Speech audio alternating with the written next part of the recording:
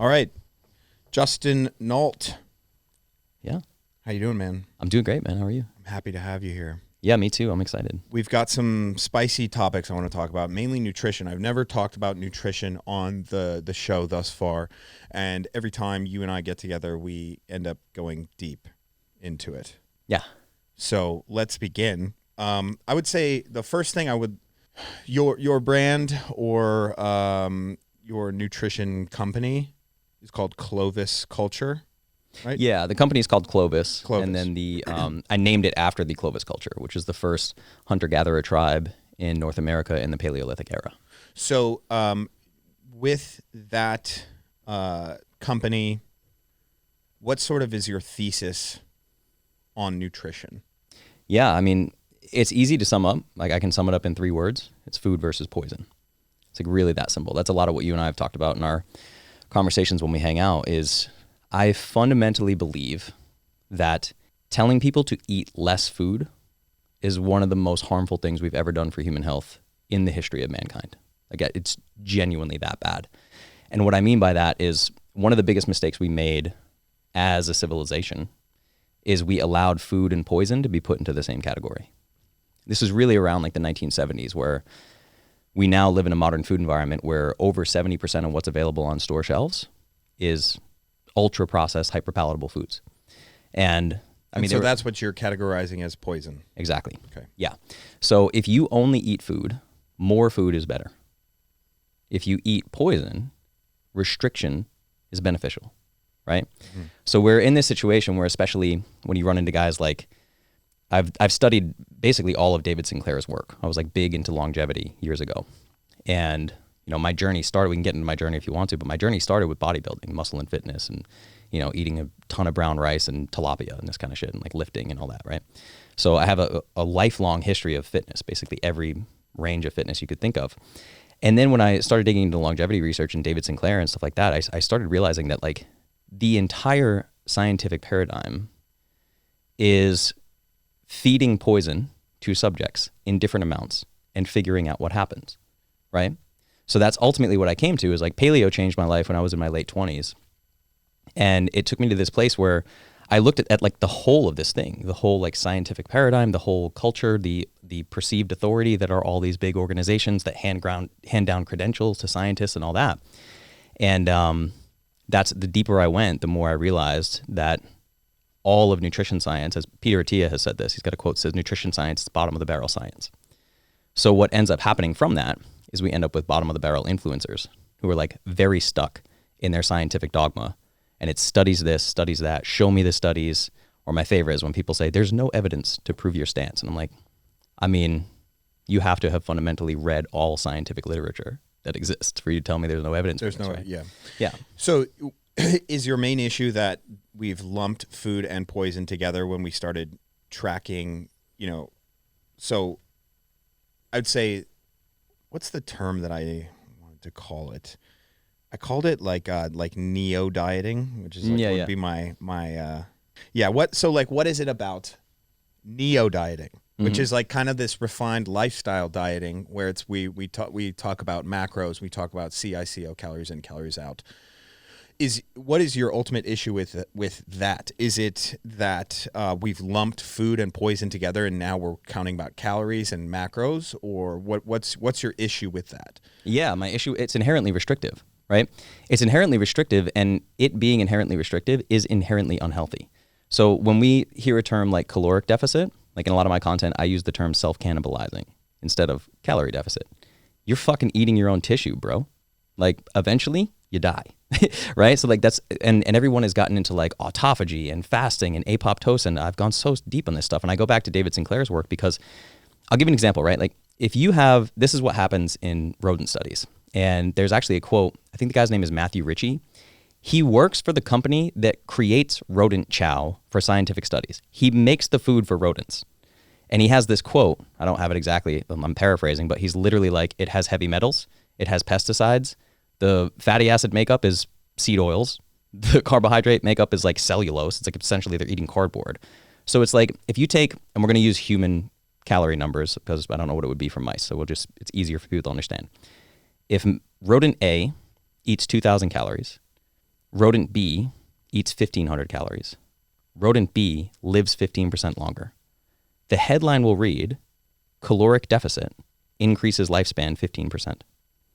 The headline should read, feeding rodents less poison makes them live longer. Right. So you It get is that so delineation logically between, clear. Yeah. Yeah. Yeah. And this was because of the guy who he makes the rat chow. That's really crazy. Yeah. The CEO of the company that makes the rodent chow saying like, hey, these studies are kind of bullshit.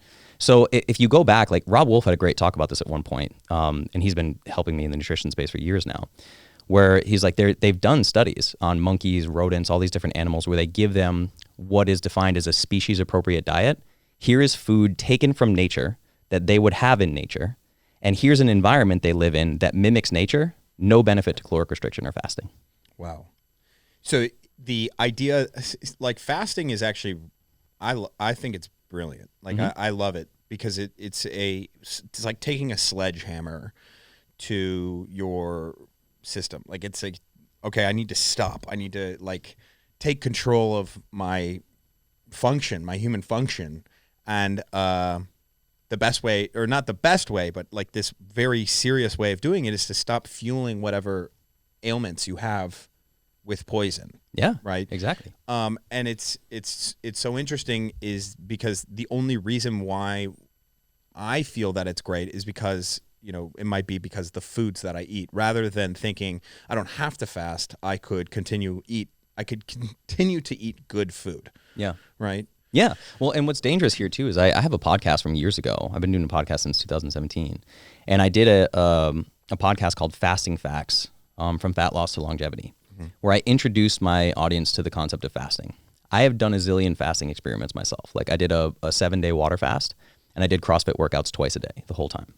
And I measured my blood glucose, and I showed people what happens. What is gluconeogenesis? Your body creates its own sugar when it needs it. I've trained jujitsu fasted and done before and after readings on my CGM to like show people what happens. I train fasted in the morning almost every single day. Yeah. So you can do it. Your body's going to create sugar to do that, right? Right. But again, you're self-cannibalizing to make that sugar, like you're stripping muscle glycogen, you know? But ultimately, fasting can be incredibly powerful. There's a guy named Dr. Jason Fung. And Jason Fung gets shit on all the time by evidence-based guys. They like make fun of him. They call him names. They say all this stuff. But like ultimately, like if you read his work, I've read all of his work.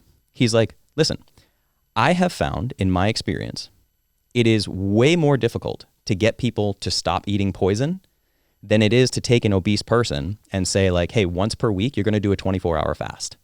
And these people lose weight over time. Okay, so that's kind of where I was getting at. Was like, it's almost as if this, that's exactly what I was getting at. Yeah, it's like the best way to defeat this don't eat poison thing is to just stop eating altogether, which is sad ultimately. Yeah. In your opinion. Now I want to push back a little bit because anytime you attack calories in, calories out, you have basically put a target on yourself, you know? Oh, yeah. That's been my whole experience. So if we were to think about like the big names in CICO, who would be, you know, the most influential names, which would be like Layne Norton or Greg Doucette, or even my friend James Smith. What do you have to say to those guys who continually are like, all you have to do is track calories, make sure you get your protein, and try to have nutrient-dense foods? Yeah, I mean, these are guys that have all been tagged in my videos and have all made derogatory comments to me, every single one of those influencers. And one, let's talk about how toxic nutrition culture is, right? Because I'm out there, like, I've changed thousands of people's lives. The before and after pictures are ridiculous. I always say my credentials are tattoos. There are people that have Clovis tattoos because of the amount that I've transformed their lives. It works, right? So for people to come hate on me because I don't agree with calories in, calories out, is like, why don't we have a discussion of where our methods differ and what we can learn from one another? So that's what I want to do. And let's say that I'm Layne Norton, because I know that you have issues with him and what he preaches. And I would love to know more about that. And what the one thing that I don't want to say bothers me about Layne Norton, but I find that he always does is he gets very pedantic about his arguments against people when in reality he ends up actually agreeing with them. Exactly. So for instance, the Jordan Peterson talking about the food pyramid thing, he argued that people didn't adhere to the food pyramid. So therefore his argument, Jordan Peterson's argument, about the food pyramid was nullified because Yeah. no one adhered to it. It's like, well, you can't really tell me that no one adhered to the food pyramid because adherence was not a thing that was measured. It was just like, hey, this is the only thing we know about nutrition in America is to consume 6 to 11 servings of grains at the bottom. Yeah. And that's it. Like, how do you know that people adhered or didn't adhere? Another thing he said was like, we also didn't stay to a 2,000 calorie diet. We didn't exercise regularly. Yeah, we didn't adhere to those things, but you can't argue that things are not scientific enough and then give me some sort of explanation as to why people didn't adhere to something which is not true. Ultimately, he ended up saying that the food pyramid was bullshit. Yes. Which is exactly what Jordan Peterson had said in the beginning. Yes. But he had to argue against it for some weird pedantic reason. And I feel as though that's my, when I watch Layne Norton, it's like he's always doing that, you know? Yeah. And I want to know what your frustrations are with him specifically. About CICO, whatever it may be. Yeah. We'll dig into all of it. So like you said, right? He's going to argue that Jordan Peterson's argument is unscientific. And then he's going to talk about the food pyramid adherence and 2,000 calories a day. 2,000 calories a day advice began with the government in 1990. There is not a single study to back that up. None. They surveyed some people, food frequency questionnaire, said, think about what you eat every day and write it down. And then they said, yeah, people seem to eat 2,000 calories average. That's what an adult needs. Bro, what we know now, an 8-year-old needs 2,000 calories a day. Most adults across the board need on average 3,000 calories a day to be healthy human beings. Right? So we have that, the 1990 2,000 calorie thing. Then we have the food pyramid. Not a single nutritionist was in the room when the food pyramid was made. We had a leftover of monocrop agriculture from the war. I'm sorry because I know that there's going to be comments saying 3,000 calories, bro. I'm on a cut right now and I go 2,300. I'm at 2,200. Yeah. To say that Americans need 3,000 calories, you sound fucking crazy. What are your answers to that? Let's talk about it. Yeah. In my opinion, I'll put a target on my back right now. I know what's going to happen here. An average 5'3" woman, like going about her daily life, should be able to consume 3,000 calories a day without gaining a pound. Okay, so how? Ultimately, it's a matter of internal and external demand placed on the body. So if we say we have now, first, let's talk about calories in, calories out, right? So calories in, calories out is fundamentally flawed in terms of energy balance. It's taught to us as energy balance. Calories in, calories out equals energy balance, right? Is that how you learned it? Yep. So let's think about it like this. One, thermodynamics is an engineering term to describe closed energy systems. A closed energy system, for example, is like a car, is a combustion engine. Here is this spout where fuel goes in, energy is created, and then energy comes out, let's say like an exhaust system, right? Human bodies are open energy systems, meaning they interact with their environment, not a closed energy system. If you sit in a sauna and stay perfectly still, are you sedentary? No, I mean, my heartbeat is going, exactly, I'm sweating. Right? You're burning calories, right? Yeah. But why are you burning calories?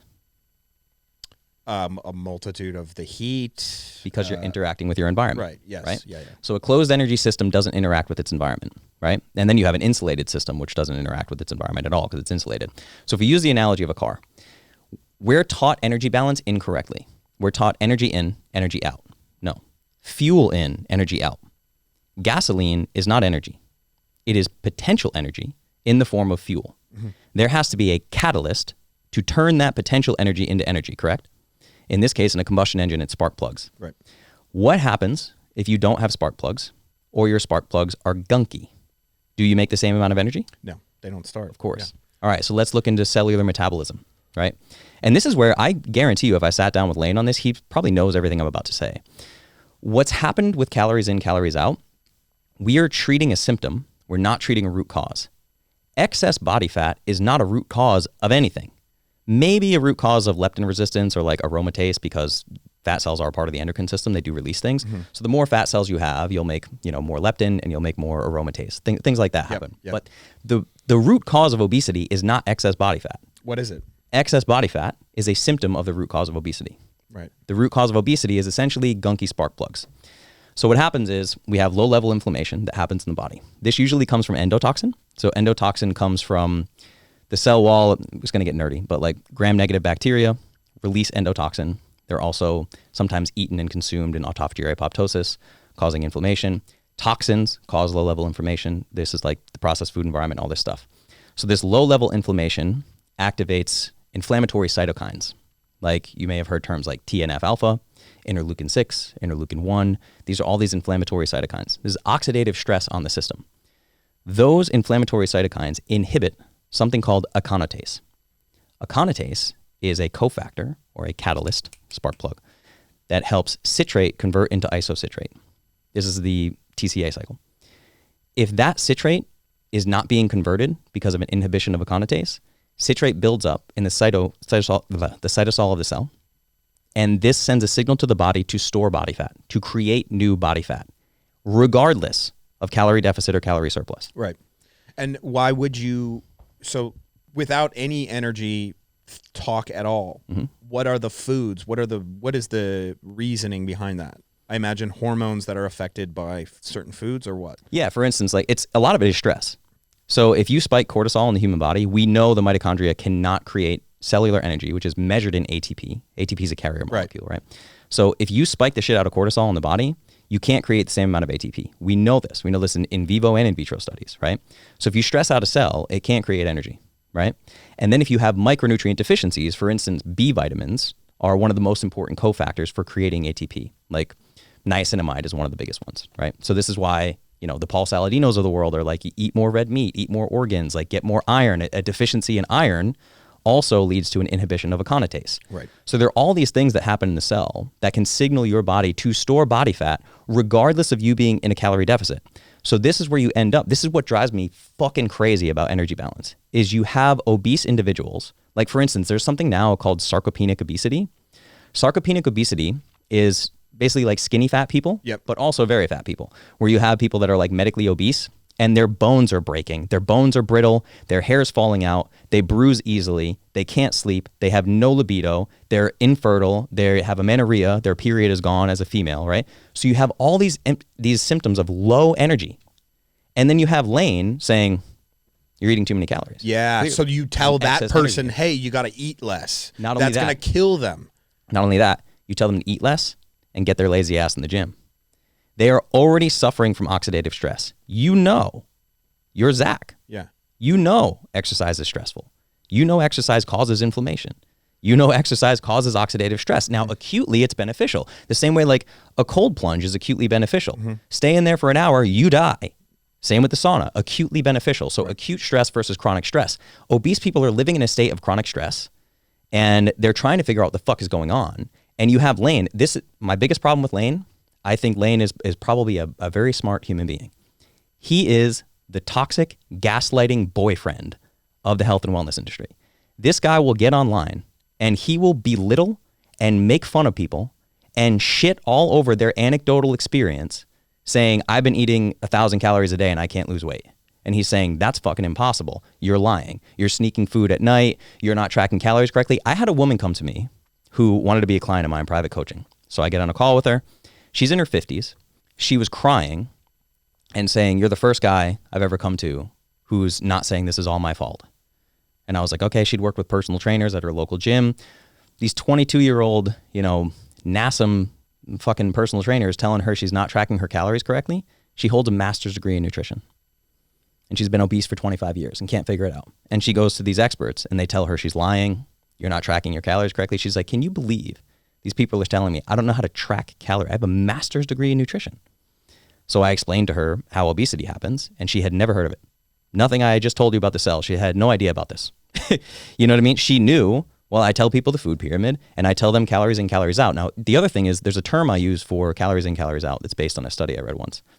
It's logically vacant. The argument is logically vacant. And what you're saying, you said this a little earlier, the only way, by mainstream standards, the only way to know somebody is overweight, somebody has overeaten, is if they're overweight. If you look at someone and they're thin, they haven't undereaten. So when we talk about the open energy system, it's important that I talk about the open energy system because it is absolutely insane to think that any human knows exactly how many calories they burn and exactly how many calories they take in. So the only way to claim success or not success is, are you fat or are you not fat? And I have a podcast from back in the day called How Weight Loss Ruined Everything. And I talk to people about, like, if you call me on the phone, you as a weightlifting coach, and you're like, I have a guy here, he's 44 years old, he's 6'5", and he's 280 pounds. And I'm like, okay, cool. And I'm like trying to picture this guy in my head. Like, I don't really know what's going on there. I'm like, this guy seems large, you know? So, but I can't tell what's going on. If you give me that same phone call and you say this guy is, 6'5", 44 years old, 280 pounds, and he's 6% body fat, I'll be like, oh, cool, you're friends with The Rock.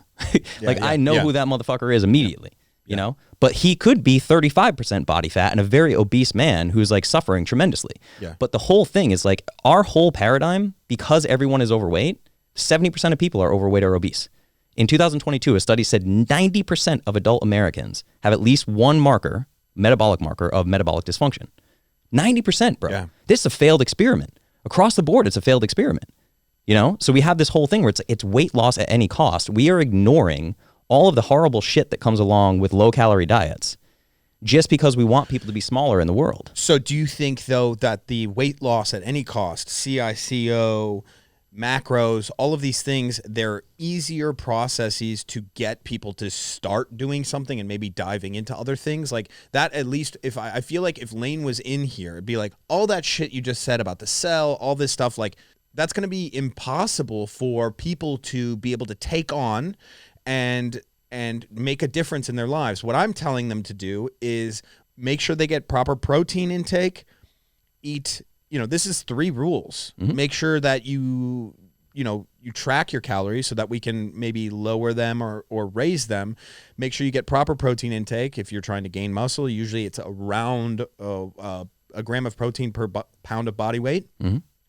And then also have nutrient-dense foods rather than, eating shit. Mm-hmm.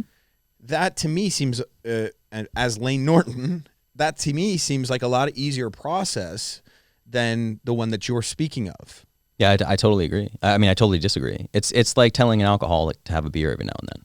That's really what we're doing here, right? Like there are food engineers. I don't know if you're aware of this. There's a job, a salaried position that pays multiple 6 figures at companies like Kellogg's, Kraft, whatever. Like Doritos are carefully crafted by food engineers to hijack your hypothalamus. If you do not have processed junk food in the diet, it is impossible to overeat because the hypothalamus controls how much you eat, right? So one, I'm going to talk to you about some studies from early 1900s, so I'm going to bookmark that. But you literally can't overeat if you're not eating these hyperpalatable processed foods. There's an amazing book you should check out. Anyone should check this out because there's no dogma in the book. It's called Eat Like the Animals. And they go from like the fruit fly to like human beings to tigers, gorillas, whatever. Like animals across the board, they eat until their protein needs are satiated, right? Now, for across the board, across all animals, that appears to be about 15% of your calories coming from protein. That's a low protein diet in my world. I probably eat about, I eat 25 to 30% protein for me personally. If someone's like really trying to lose weight, I might bump them to 30, 40% to help them lose weight, but I'm not decreasing their calories. I'm like shifting their macronutrients, right? So this is wild for people to dig into, but your taste buds are meant, like if we remove all the processed junk food environment, these food engineers that create these frankenfoods, our bodies work perfectly, telling us when to eat, when to drink, all these things. We have sensors in our tongues called taste buds that sense different micronutrients. Anytime someone has a craving, they're craving a micronutrient that they don't have. Like nobody has a cravings for Snickers bars. Nobody has a craving for Krispy Kreme donuts. They have cravings for glucose. They have cravings for amino acids. You see what I'm saying? Right. So ultimately what ends up happening is the taste buds are hijacked and the hypothalamus gets fucked up. So if we're trying to eat for 15% calories from protein, we have sensors on our tongue that tell us when we're eating protein. This is the umami flavor center. The taste bud that senses umami is what's called a savory, quote unquote, meaty flavor. This was blood back in the day. Ancestors, cavemen times, when we're eating, when we get that umami flavor, our body knows we are sensing amino acids. We're eating protein. All of the hyperpalatable junk food that exists in grocery stores is hijacking the umami flavor center. So your brain is getting a signal, we are eating protein. Let's say you're eating a family-sized bag of Lay's potato chips, and you have this umami, kind of savory, salty flavor happening. And you're like, or like that kind of iron flavor. And you're like, oh, all right, this is delicious. Wow. And you say, I'm going to have a couple of potato chips. That's the protein. You look up 10 minutes later and you've eaten the fucking family-sized bag and you can't figure out why you couldn't stop. It's because the brain is getting a signal that it's receiving amino acids. Then the digestive process starts and says, where are the amino acids? There's 0 protein in this food. Keep eating.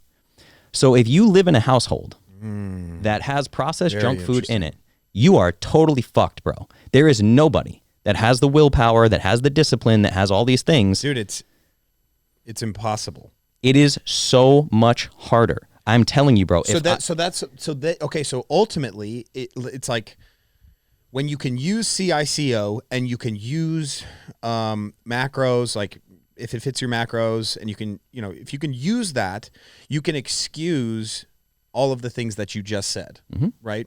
And ultimately, what you're saying is what you just said are, those are horrible things that we have to deal with, and it makes it a lot harder. Way harder. Yeah, it's almost as if every time someone says, don't eat this food, Lane Norton pulls up a study that says that this food is safe to eat. Yeah. We can talk about that too. So, I would say Diet Coke. I would say seed oils are the biggest ones for me. That Lane does that I don't understand. Oh man. Well, let's get off of Lane Norton, but just in general, like so let's talk about seed oils, Diet Coke, and the way that your hormones interact with foods. I guess what I really want to discuss is how the types of foods can affect your metabolic input or output. It can affect you metabolically. Yeah. Without even factoring in calories, without factoring in energy. I want to know more about that. Yeah, I mean, the biggest thing is, again, like what controls how much you eat is your hypothalamus. So it literally is the signals that your taste buds are getting are sending signals to like your gallbladder, all these different things that like produce bile and acids and everything. Like your whole system is so carefully fine-tuned that the tongue tells your body what it is receiving and literally makes different mixtures of stomach acid and bile to digest the food that it thinks it's getting, right? So we know this from studies. Like if you look at a bagel, like, look, I'm about to eat that bagel. You start to salivate, and your insulin starts to go up before you eat the thing, bro. Right? So it's like your body is like very carefully tuned to know what's going on. When we're hijacking the system constantly, and this is where like ultimately what I get clients to is intuitive eating. I use reverse dieting and real, whole, nutrient-dense foods to get them to a place of intuitive eating. You cannot intuitive eat with processed foods in the diet. We just went over it with potato chips. It's fucking impossible. So we have this whole thing there, and there's a trend going around right now called the all-in diet. Have you seen this? Mm-mm. So it was started by a woman who was a physique competitor and was like, yo, I've completely destroyed my life. Like I have no period. I'm fucking fucked up and I'm fucked up, right? So she's like, all right, I need to eventually get over this thing. So what she did was she started the all-in diet where she's like, I'm going to eat whatever I want, whenever I want, no limitations. I'm going to reverse diet, intuitive eat. But she put no restrictions on the food she ate. So she gained like 45 pounds of fat. And then she was like, look, this is great. Like my hormones are doing better and I feel better and I'm sleeping better and my hair's not falling out and blah, blah, blah, blah, blah. She's like, now I'm going to lose some of this excess fat. And she went right back to calories in, calories out. And like, and I'm like, you could have avoided the whole thing. Yeah, the base level too was not a good control. No. Right? Being from a place of not having a period, having your hormones be completely fucked because you're a physique competitor, that's not a great place to start. Like I would assume she was actually healthier when she had put on the weight. Yeah. But she wasn't healthy. No, for sure. Yeah. Yeah. And here's the thing, right? Like I want to go back to like looking at this historically, because if we go back in time, we know. And this is what Paul Saladino, Liver King, all these guys have been saying. We know what humans have been eating for 3 million years. Here's the piece nobody talks about, man. I don't know why nobody is talking about this. It drives me nuts. We didn't start moving away from the equator until 60,000 years ago. 60,000 years in the span of 3 million is nothing. And keep in mind, when we started moving away from the equator, there were no trains, planes, and automobiles, right? So maybe a year later, people lived 20 miles away and like half their crew died to get there type thing. You know, like it's like we didn't get from the equator in Africa to Iceland in 10 years. That didn't happen, right? So we're looking at this like we've literally only moved away from tropics. Probably, 30 to 60,000 years ago, we started moving away from like warm climates, right? So a lot of what we're doing right now in places that we live in the plains and people living in like Detroit, Michigan or Alaska is like super unnatural, right? So we have that factor to play into. But we know what humans have been eating for about 3 million years. We did not know what vitamins were until 1912. The electron microscope was not invented until the 1950s. We did not know the nutritional needs of human cells in culture until 1955. Okay? So by 1955, we're just now learning about how human cells even work, right? In the 1970s, by the 1970s, almost 70% of food in grocery stores was ultra processed. So that was sorry to interrupt. Yeah, no problem. Was it Eisenhower was the president when they? So I saw something. I have no history. Okay, so, so there was a very interesting video, and I forget what it was. So it was a video on YouTube where certain things occurred in history that affected the trajectory of history. One of them was actually this guy who got a patent for canning foods, and he couldn't get it in France, so he had to go up to London to get it. So he got it in London, stayed in London, and then the British Royal Navy was able to have canned food so they could take longer trips. Cool. And that's how the British Empire started, was because they could take longer trips because they wouldn't get scurvy. Canned food. Yeah. Yeah. But that was a bad thing ultimately because slavery, unbelievable amounts of war and death because of that whole tirade.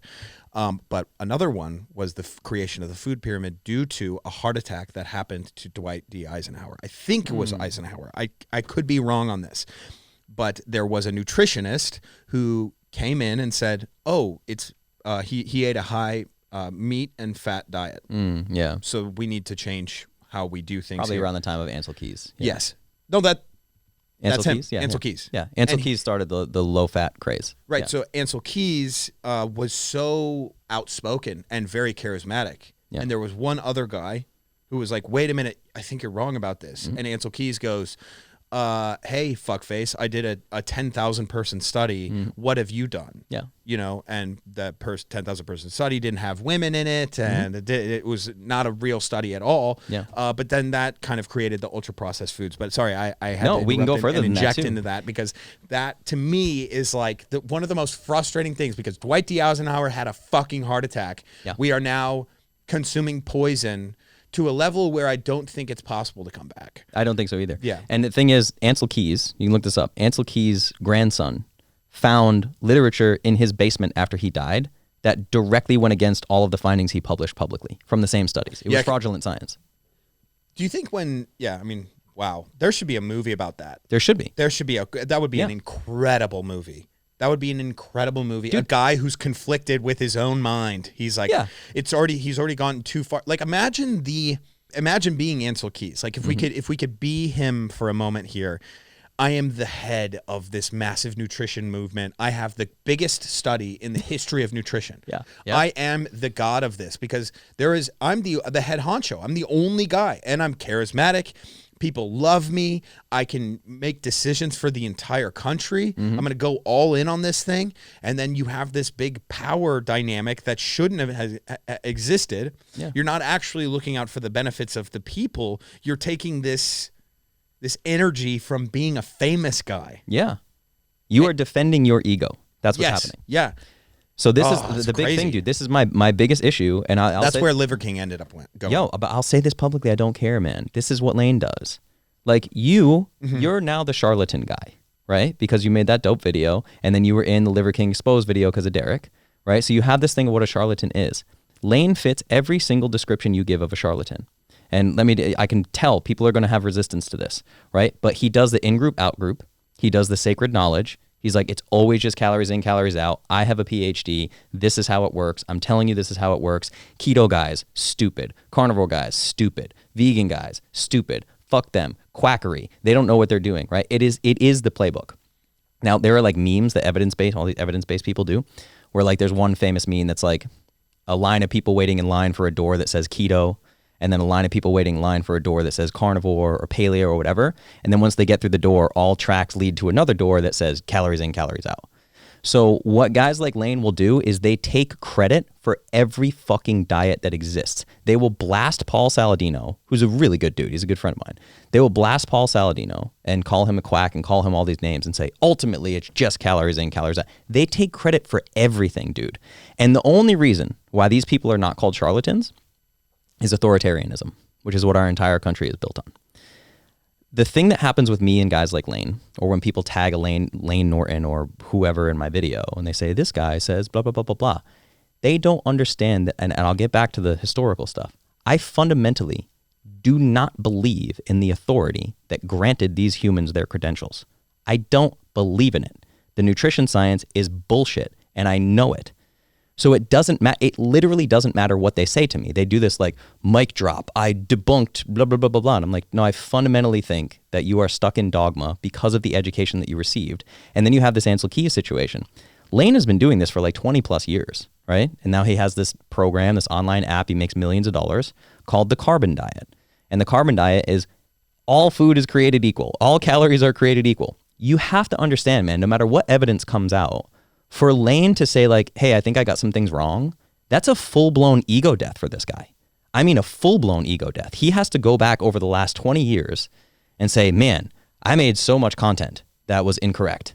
And he has to go against the perceived authority that he believes in that granted him his credentials. If he comes out and says like, hey, all of nutrition science is bullshit, he's fucked, man.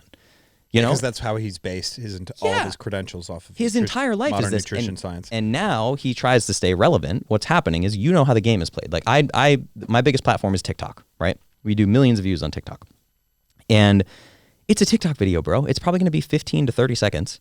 I'm not going to describe my entire nutrition thesis in every single video I do. It's like we're catching eyeballs. That's what we do. Lane is catching eyeballs and trying to get people into his ecosystem to buy his app or to buy whatever. I sell nutritional supplements. I sell coaching. It's what I do. I get paid to do this. I transform people's lives, yes, but I get paid to do it. It's a business, right?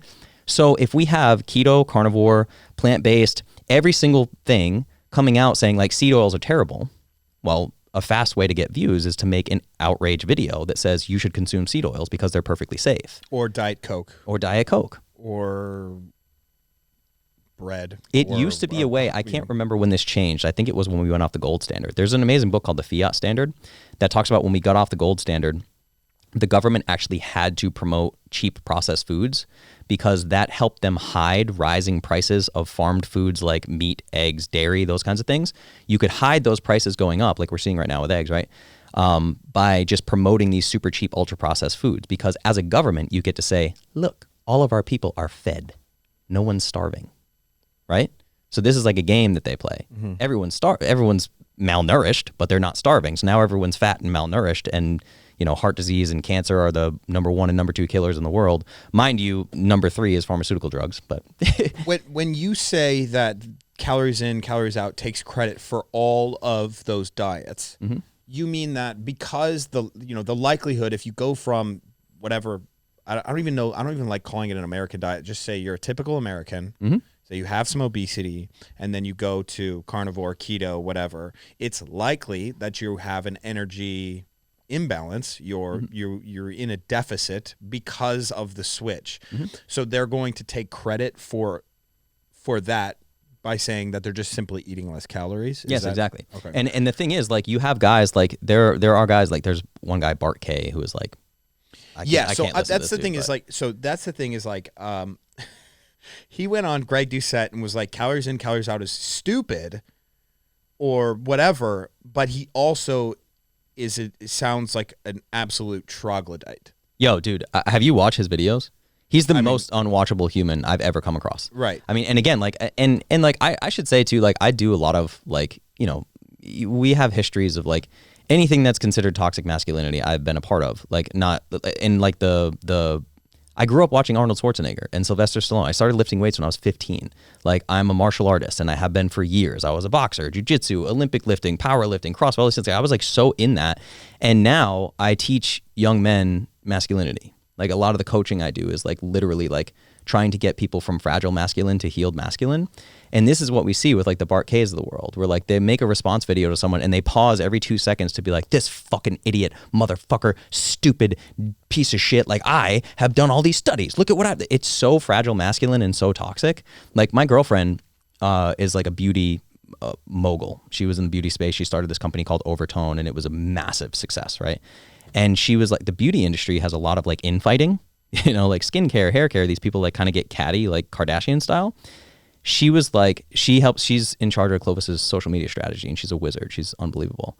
She was like, I've never seen something this toxic in my entire life. This is the worst industry I've ever seen for Nutrition. toxicity. Nutrition. Yeah, of man. people fighting with each other and calling each other names, and literally like Bart will make videos being like, this guy is a fucking idiot. He's a fucking child. He can't even have a conversation with me. He doesn't even belong in the same room with me. Right. So he's not doing anyone. He's not doing anybody any favors, man. You know, and that's the thing too. I really feel like a lot of these evidence-based guys, their content is defending their position.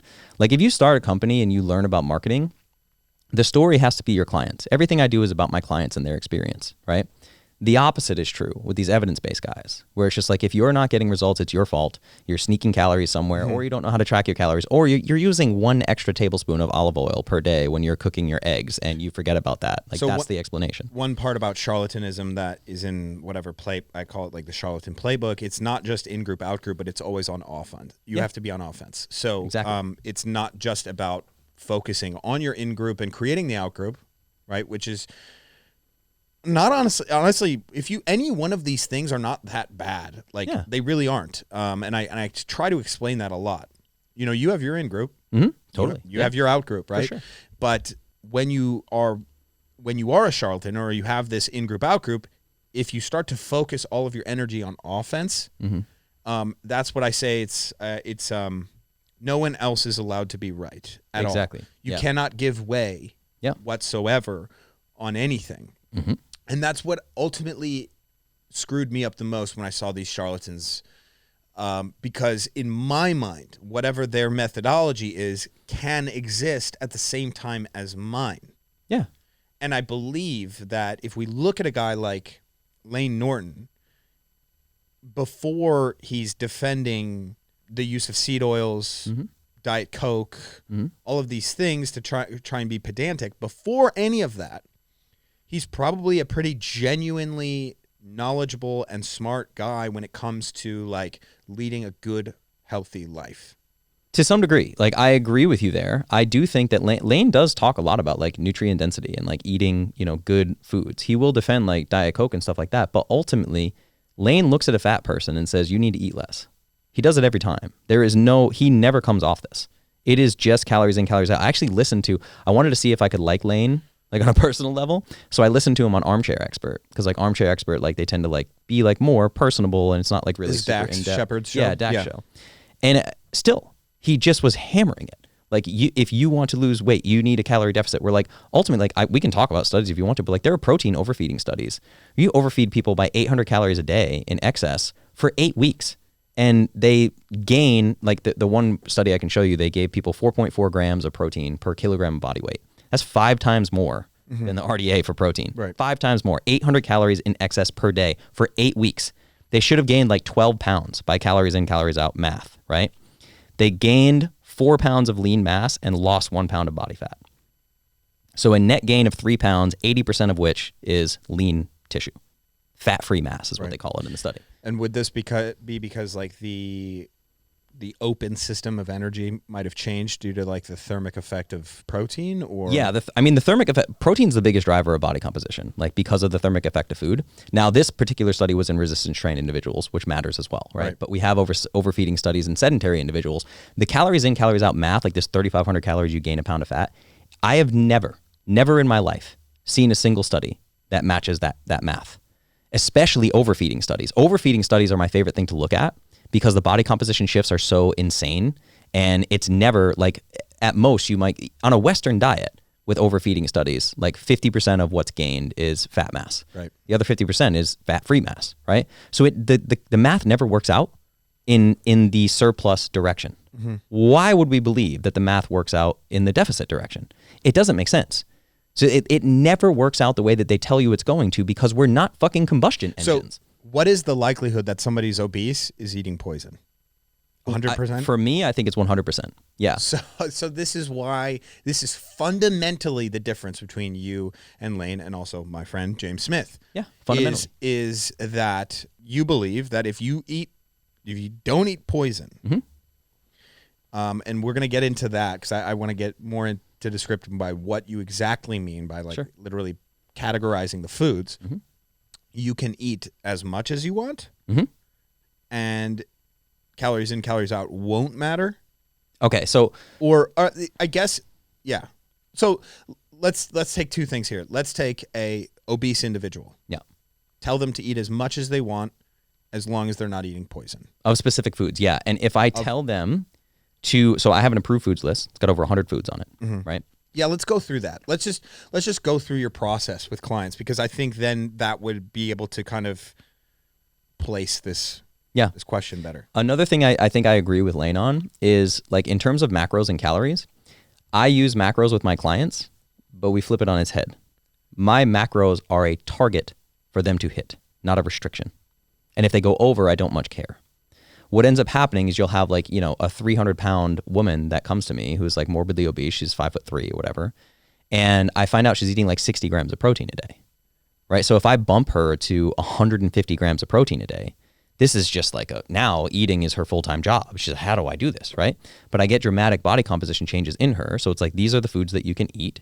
And this is the one thing, like, just get on the Chronometer app and like track your protein. And so you have to get your protein from these approved foods. If you do that, 150 grams of protein a day, the rest is going to kind of work itself out. And they magically lose weight. Now, and Lane has said this too, where he's like, people say, oh, I ate more than ever and I lost weight. He's like, you feel like you're eating more than ever. He is correct about that, right? If we take someone from 60 grams of protein to 150 grams of protein, they're going to feel like they're eating so much. They're going to feel like they're a freaking bodybuilder. They're like, this is my job. This is crazy, you know, and then they're going to lose body fat.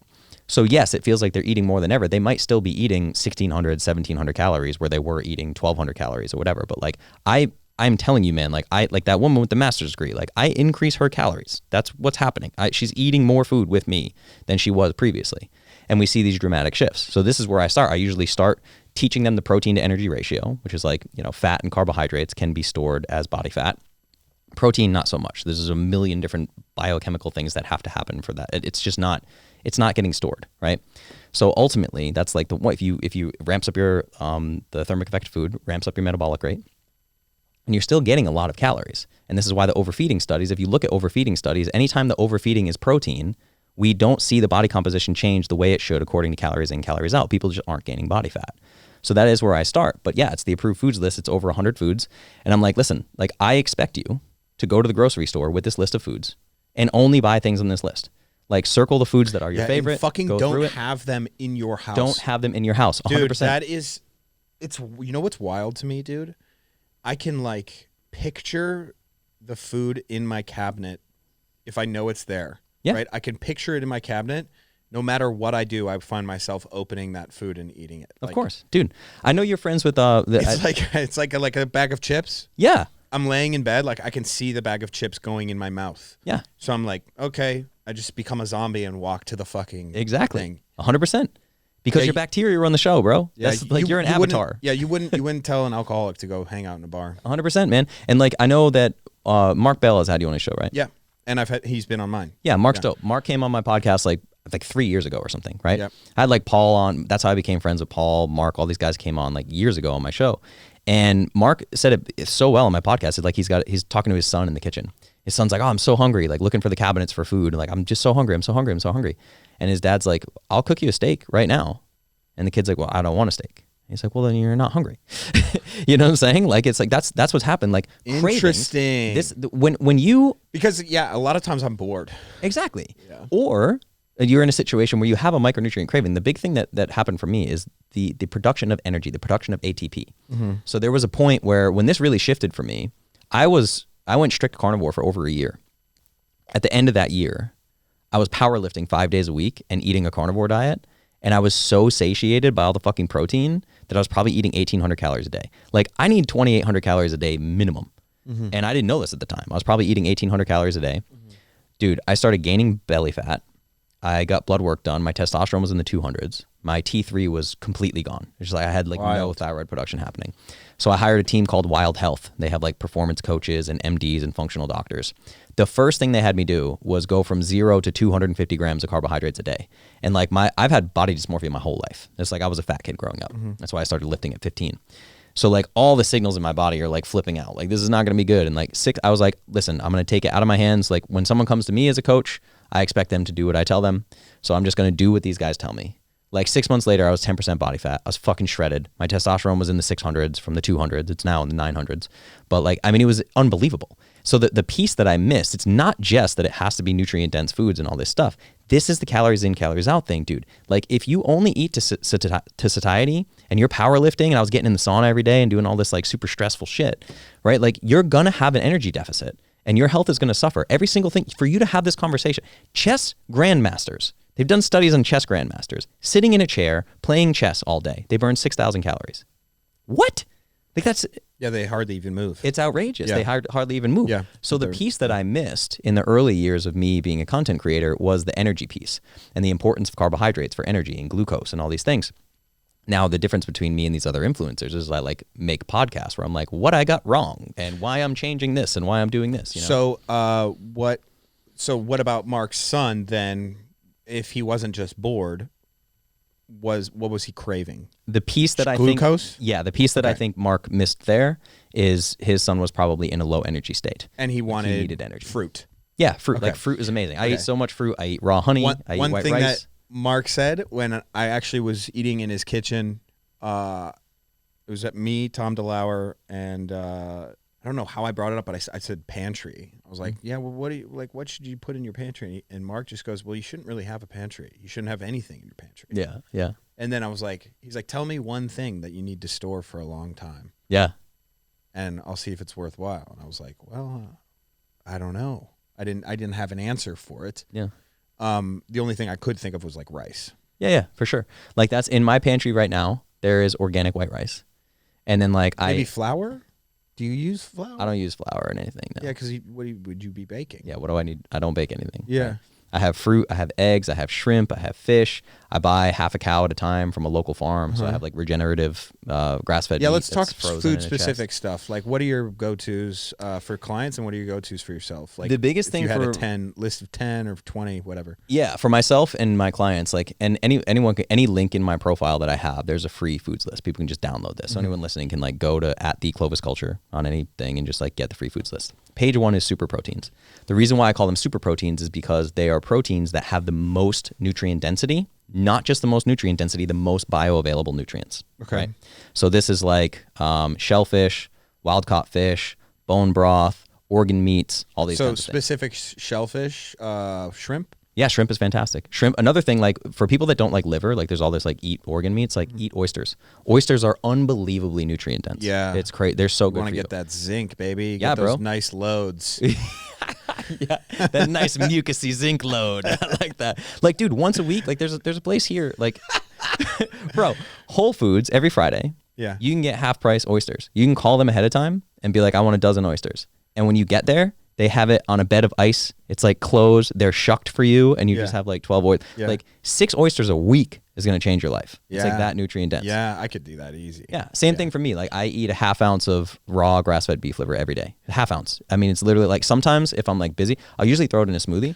If I'm busy, I swallow Does it. desiccated, does that fuck with the bioavailability or what? No, not necessarily. I mean, like to any degree, the more you process a food, something is going to get lost in it. Yeah. Right. But like capsules are still a great idea. Like, you know, Yeah. and there's like, obviously there's like Heart and Soil, there's like Ancestral, which is liver king Right. stuff. But like you can go on Amazon and find $20 beef liver capsules that come from either New Zealand or Argentina. Like all of these people are sourcing from the same place. I can tell you as a manufacturing supplement, I manufacture supplements. They're getting them from the same place. There's like 3 places in the world that are like the main supplier of like desiccated liver. Man, we're talking, I don't know, this is how my ADD brain goes on these sorts of things. You bring up Liver King, you bring up his, Ancestral stuff. And I'm like, it's almost as if like you took the route that Liver King should have taken. Yeah. I agree. Put the fucking shirt on and just speak intuitively. Don't be a character. Although no one has ever done what he did. It really is a goddamn shame, man. And it's so weird that I'm on the other side of this. I'm the one who created the Liver King drama, and yet I sit here and I'm like ultimately like at odds with it a slight bit. We couldn't have said more on that video, me and Derek, how much we appreciate his message. I agree. Like we couldn't have said it anymore. But it was the thing was like his ego was just as important to him as his message was, as much as he tried to say otherwise. and we could prove it over and over and over and over again. Yeah. And that ultimately was the issue. And I that's why my section was in there. Yeah. Yeah. You know, and I think that's what we tried to do. Like the revelation that he was on steroids is only important because he lied, you know, literally verbally lied the same way, you know, 20, 30, 50 times, however many times. But the charlatanism was the thing that we wanted to point out, and it just like looking back on it, it's like, yeah, it's very strange, man. Yeah, let me help you see this through another lens, right? Like, I thought Liver King's apology video was pretty trash. There was one moment in it where he mentions his own insecurities. And I loved that and part. the insecurities he's dealt with for a long Yes. time. So let me explain to you what's happening here in the real world, right? We just explained the root cause of obesity. I'll give you one more analogy for the root cause of obesity. Like, let's say you have a splinter in your hand, right? That splinter gets infected, and there's pus that's trying to remove the splinter because you're not taking it out. A doctor might say, that's infected, let's give you antibiotics. So the antibiotics will treat the symptom, which is the infection, right? But the doctor does not remove the splinter. So the pus might go away, and then you get off the antibiotics, and the infection comes back because you have not removed the splinter. This is what happens when we treat excess body fat. And the weight loss roller coaster that everyone is so familiar with is this. We're not treating the root cause. But anyway, that's kind of like a side note. Right. The thing I wanted to talk about is you have people with this root cause obesity. This is an unnatural body, right? This is literally like the body has become dysfunctional, so it's now unnatural. Taking advice from people whose bodies are unnatural. One of the biggest problems that we have is that you are nobody in the fitness space unless you take your fucking shirt off, right? Yeah. So we have these guys, even Paul Saladino is like shredded because he surfed 3 hours a day and lives in Costa Rica. He lives in a fucking blue zone, and it's like he's in amazing shape. Duh. You know what I'm saying? Yeah. Like, the person that's in like Detroit, Michigan working a 9 to 5 in a cubicle is like, they're not going to look like Paul, you know? So what ends up happening here is we have, and Lane too, like Lane has, part of his credentials is that he was like this big power lifter and all this Yeah, and stuff, he looks right? great, yeah. Yeah. So what ends up happening here is like Liver King's clearly dealing with body dysmorphia. All those emails that they found, this is a guy like, I want to feel better. I want to look better. What the fuck? Like, he's like really dealing with deep insecurities, right? And this, like, I do masculinity coaching. I know what this guy's going through, right? I've had body dysmorphia my whole life because I was a fat kid, man. right? I deal with it heavily. Yeah, heavily, dude. So I still am like, I went into freshman year of high school. I was 6 inches shorter than I am now. I was like 5'1" and 190 pounds. I was fat. My brother's friends used to like lift my shirt up and slap my belly, right? Yeah. So of course now I'm like a fucking purple belt in jiu-jitsu, and like I was deadlifting 425 at 160 pound body weight, right? Yeah. My picture of me on Instagram. So you could have pendulum flipped into being the biggest incel asshole, dick face, fucking attacker on the internet. But I worked with masculinity coaches. I hired coaches. I worked with a Jungian psychotherapist, which was like, we did deep shadow work. Like, I had to do so much masculinity work to get here that I now coach people in. So when I see a guy like Liver King, yo, that's a 10-year-old scared little boy. And people are judging his body every fucking day, and he doesn't know what to do with it.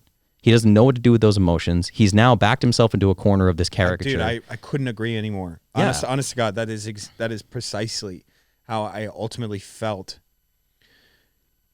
Yeah. Here's the thing, and man. He has a media team too, and like, just be a human being. I just like, I don't know where I talked about this. I talked about it really quickly after on a podcast. It might have been, it was the strength doc, Jordan Shallow. Mm-hmm. Do you know Jordan Shallow? Okay, he's a really smart dude, really good at, really knowledgeable on biomechanics, and I'm almost immediately got on his show about a week later, and I was like, after the apology, and I was reflecting on it and thought the exact same thing. Yeah, it was the insecurity part where I wish he dove into that, and I mean, I don't think it would be smart for him to become completely natural, but it's possible, and if that guy works so unbelievably hard and is like incredibly diligent, if anyone could do it, it could be him.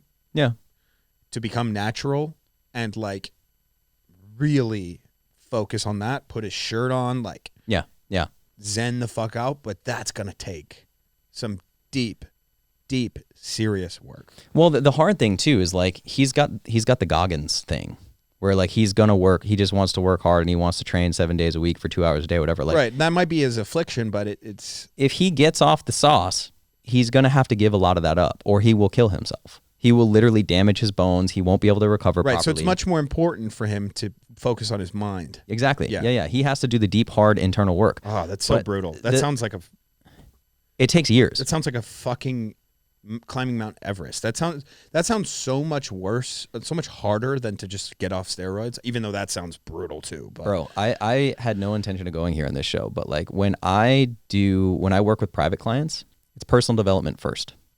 So if there's somebody who's 300 pounds and they're type 2 diabetic, I explain to them on the first call, I am going to make you fall so hard in love with yourself that you are going to become a healthy person in this body that you're in right now.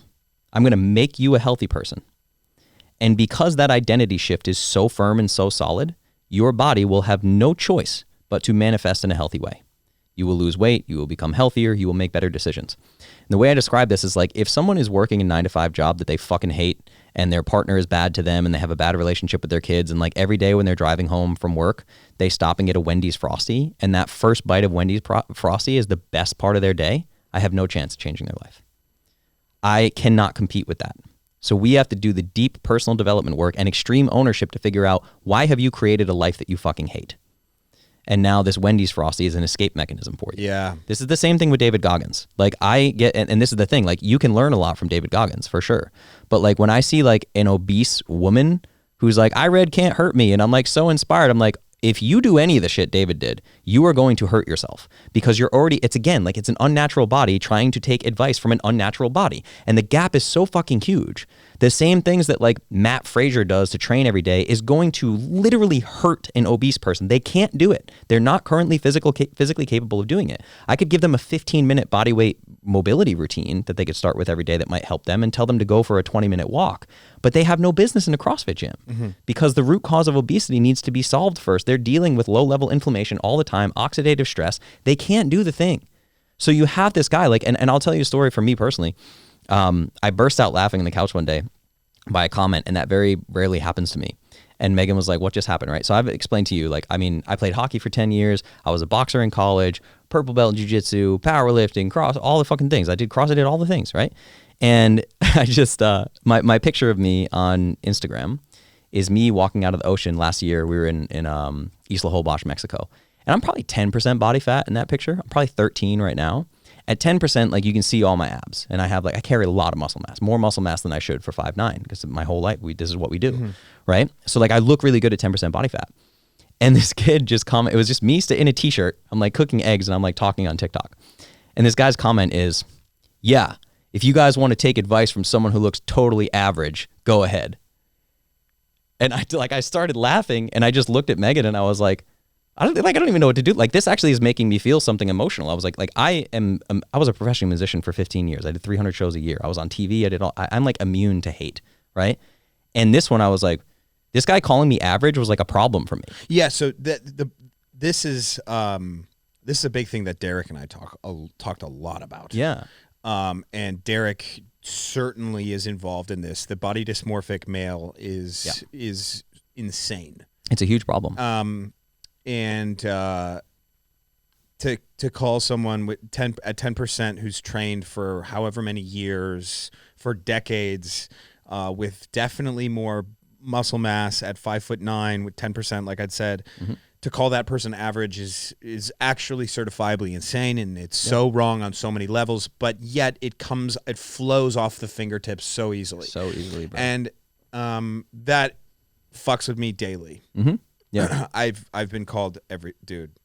Yeah, I keep my shirt on a lot more than I used to. Totally, I keep my shirt on way more. Well, dude, and I actually, it like freaks me out to think about taking my shirt off. Yeah, and it's is that just on camera or is that in life? On camera, and it's kind of trickling into life. Yeah. And that was not a thing until recently. Because I was so focused on weightlifting. Like Olympic weightlifting. You know, weightlifters are different. We just like, I don't fucking care what you look like, dude. What's your total, you little bitch? Yeah. I don't give a fuck. All these kids are talking about like, oh, do you even lift? It's like, yeah, no, I do. I lift a lot more than you. Yeah. A lot more. Yeah. A lot more than you. Yeah, I lift. Here's a video of me lifting because I lift. Yeah. Right? I always was just like, that was it. It was like, I never gave a fuck. But then I started moving away from performance, started to focus on what I wanted to look like and all these things. And I'm getting prepared to, shoot a fucking movie. And all of a sudden I just get wrapped up in so much more body dysmorphic stuff and ideas. And it's almost as if I'm regressing in that way. Yeah. And so I have a plan of attack for sure. Mm-hmm. And if anyone can get kind of out of this, it's myself. But it definitely fucks with me for sure. For sure. Too. And I'm a 6'4", 240-pound male who was all state in high school, lacrosse, played football, like captains, and played Division I lacrosse, like definitely high-end fitness, and I have fucking body dysmorphia. And I have just, it's amazing. And I feel like a bitch kind of saying that because there's a lot of people who are worse off, but it's fucking wild that I have to deal with that. Yeah, I mean, I know you don't mean it this way, but like also the thing, like you're not a bitch. And I hate the terminology of bitch this and bitch that and whatever. Like we talked about this once at dinner where I was just like ranting and I'm like, listen, man, like you compete in jiu-jitsu. You did. Used to, yeah. I mean, I'll be back on the mats at some point. I mean, bro, like you get to a point where like if you're a purple belt in jiu-jitsu, like there's probably 5% of the entire world that you can't fuck up. You know what I'm saying?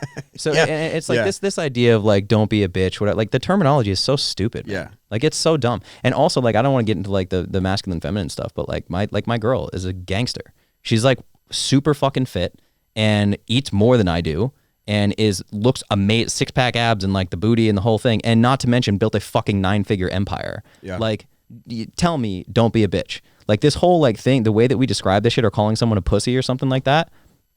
I'm like, my girl's as gangster as it gets, man, and she's way more masculine. Like to build a 9-figure empire in a patriarchy as a pretty woman is very fucking difficult. Well, watch out. You'll trigger some people by saying the word patriarchy. I know. Yeah, totally. Let's just dive into it because I'm kind of like fed up with the red pill fuckers.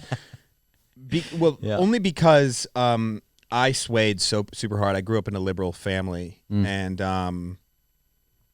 that was it. It was just our foam finger, our blue foam finger. Yeah. Like this is our home team. I actually moved away from from Chicago. It wasn't because I was in a southern state that I started to think more conservatively. Yeah. But it was because I just started going on YouTube and going online a lot more. And I realized that there were different, mindsets. And I think 2016 was a great time for this, like, and red pill is different. Red pill's whatever. But this like free thinking started happening in 2016. And now it's getting a little fucking old. And the pendulum definitely switched, and now I'm kind of getting back this way, and I'm trying to stop it before it goes too far to the left. Yeah. I want to stay right dialed down the center. And when I say that, I really do. I listen to leftists, and I like a lot of the things they say, and I also hate a lot of the things they say, and I listen to righties. I like a lot of things. But when it comes to feminism or like patriarchy and the things that women have to deal with, I actually thought about this the other day because I made a video on this. Women deal with very unfair situations compared to males in fitness. Totally. And if I'm going to make my stand for some level of feminism being necessary, fitness is a great place to start. And this is not some sort of, and the issue that when I bring this up to Chris, who's my roommate, and he deals with a lot of he battles against feminism quite a bit. But when I bring this up to him about the issues in the fitness industry, they're arbitrary. They are arbitrary and non-scientific, and they're only on women. And that would be what I basically. It's like women when they get in the gym, their mindset is toning, is losing body fat, not getting bulky. Mm-hmm. All of those things are impossible. Well, I guess you can look more toned, you can look more whatever, but on their track, it's just likely not going to happen like that. Yeah. And yet, in their minds, the very thing that would get them to the way that they want to look, they will not do. Yeah. Because of said, and I fucking hate that this term is going to sound so spicy, said patriarchy. Yeah. They've been told their whole lives to not look manly or whatever. They will not. Yeah. So if they squat, if they bench, if they deadlift, if they strict press, if they do pull downs, if they learn how to do a pull up, if they do some core work, if they do some hard, intense training, they're going to look great. Yeah. And that's scientifically proven. Yeah. They're going to look very feminine too. Yeah. Oh, and yet the only reason why they think they wouldn't look feminine is because of, like I said patriarchy. Yeah. So that's the one place where I'm like, maybe I am slightly feminist in this way, because I fucking hate when people say otherwise. It fucks me to my core, because I grew up in a house full of women. I have 3 older sisters, and it's just me. Yeah. Every girlfriend that I've ever had, every woman friend that I've ever had, says the same thing about fitness. Yeah. Says the same goddamn thing. And it's like, why? Oh, it's because you're a woman. That's why. Yeah. Not because you're a human. Yeah. Because you're a woman. What's funny too is like, I mean, like Megan, you'll meet Megan soon. She's the most amazing woman I've ever met in my life. That's why I choose her as my girlfriend, you know? And she says the same thing, man. We did a podcast in Clovis where like, cause a lot of my women that come to me are like middle-aged and they're overweight. They don't have a lot of fitness. Megan's like, listen, like I'm 130 pounds. You can see my abs year round. And I have what they call a squat booty. She doesn't do squats to get it, but like, she's like very like Brett Contreras style and like building the booty. She's like, I'm hip thrusting 225 pounds and I weigh 130. You know, like women are like, wait, what? Like she's lifting heavy ass weights and she is the epitome of the feminine body. Like she's absolutely gorgeous. It's like stunning. Right. And people are like, how do you do what you do? Like, are you putting bands around your knees and like doing it? She's like, I'm hip thrusting 225 pounds for reps, like 3 times a week. Again, this is like, it's scientifically unsound. what we tell or what women think they should do because of, you know, decades and decades of male oversight on what women should, you know. And here's another thing too. A lot of issues that feminists may have may stem from the guidelines that women have on themselves. Yeah. Right. Sure. So it's like, it's not just men's fault that women act the way they do. It's women's fault too. Well, you and know? also like, so let me pause you, right? Like what you're dealing with right now is men's fault. How much of the hate do you get is from men? All of it. All of it. All of it. None Yes. of it's from women too. Right. You see what I'm saying? Right. So it's like when I see a bodybuilder. So this could be more of a human problem than it is male, feminine, or whatever. It's like, it's you know. Well, here's another thing I've seen. If we go back to food versus poison, like this thing, like I know really popular influencers who are fucking jacked and like 6% body, I mean, absolutely shredded. And I have conversations with them behind closed doors and they're very like Lane-like, where it's like, it's all about calories in, calories out, and like blah, blah, blah. So they have this like statue of David type thing going on. And meanwhile, they're like, hey, Justin, can you help me? I've been on Accutane for 6 months. I can't control my fucking acne. I have diarrhea every day. Like something is wrong with me and I can't figure it out, when like they're bulking on fucking Cold Stone. You know what I'm saying? And I'm like, yo, and they're coming to me to fix their health because they are like the picture of human health with like the 6-pack abs and all these giant muscles, and they're completely fucked up. But what ends up happening in that place is like, go talk to women, talk to 1,000 women and see how many of them want that physique on their boyfriend versus how many women just want like a pretty decently fit, capable human being. Like I walk around at 13% body fat. That feels pretty good to me. I mean, you know, that's fucking incredible. Yeah, like Megan loves that. She thinks it's incredible. She loves the way that I look. I have muscles. I'm sure if physically you were capable. 20, she wouldn't give a fuck either. Yeah, it doesn't matter, dude. Yeah. She does not give a shit. Yeah. You know, so what ends up happening is you have this like, and this is probably what Derek's talking about, is like bodybuilder men are trying to impress other men. That's what they're doing. Not just other men, other people in this tiny little niche. Exactly. 100%. Yeah, it's not just it's this select group of men that are very critical and very stubborn and angry. They're angry. Let's talk about anger. I want to go down this rabbit hole with you. So like my whole thing, this is considered the bioenergetic view of health and wellness. In my opinion, the more cellular ATP you have, the better. If you are in a low energy state, you are in fight or flight. Your cortisol is spiked. Your adrenaline is spiked. Your prolactin is up. Your cortisol to DHEA ratio is very important to see if you're stressed, and you're fucked up, right? This is the same thing. Like, it's the difference between a person who gets cut off in traffic and is like, fuck you, motherfucker, I will kill you. Yeah. Versus like me, I get cut off in traffic and I'm like, oh, that dude must be in a rush. Like, and I'm like, calm. I have a lot of energy available to me. I don't live in fight or flight. So this whole group of men that you're talking about that are like fucking, you know, if we talk about the incels or this kind of thing, like, we're like, you're sitting in your mom's basement and you're eating Doritos and drinking Monster Energy and you're just like obsessed with outrage culture. You're fucking micronutrient deficient, dude. Your brain can't work properly. And it literally prevents complex systems thinking. Everyone gets stuck. It's an energy problem. I knew you were going to go down this route. Yeah. Let's go. So what ends up happening here, right? Like, and let me give you, I've been dying to get these studies out. So if we go back, right, where we were talking about the Fiat standard, 1955, electron microscope, we didn't start studying the role of nutrition in health and wellness till the 80s and 90s. Why do you think that is? Subsidies? Because people started getting fat. This is brand new, bro. Obesity is fucking brand new. Yeah. It has never existed. Obesity just dropped. Yes. Obesity just dropped. Like, it's on like its third album, right? It's like fucking, you know what I'm saying? So we're like, all right, bro. So in the 80s and 90s, all of a sudden, the entirety of the science paradigm shifts to how do we solve this obesity epidemic? And their thing is, we really need to treat, look, everyone's fat. Fat is the problem. How do we get rid of fat? Well, now we talk about calories in, calories out, excess energy, blah, blah, blah. All this thing, we got to like restrict energy.